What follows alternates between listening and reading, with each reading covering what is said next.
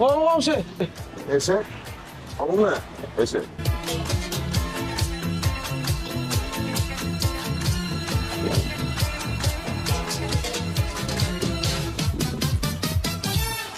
Haramzada oğlum. Şimdi ne yapmalıyım? Komşu. Ne diye komşu? Bunu ne burada tapıp geliyor? Gözüne ne makam diyen mat bidinkiden kovmaşın. Kovcay. Ava. Hemme dağda durmuşam kavi. Ha? Şuna var ya bolmacıyım oluyor. Bolmacıyım. Bizim onlar ya kovu yaşap bile. Bizim durmuşumuzu düzeltip bile. Ne ödüp? Bunları Ne ettin ay? Kaç gün çözdün ay ha? dursana. Ayterak dese programı var. İçinde en gardan dağıtlar seret. 50 bakadan tap bilen maşin gerek mi, cay gerek mi, öy koş gerek mi, hem mi dağıtla görüyor musun? Seret kategoriyaları bölünüyor. Maşin gerek mi, cay gerek mi, özün içinden saylayan.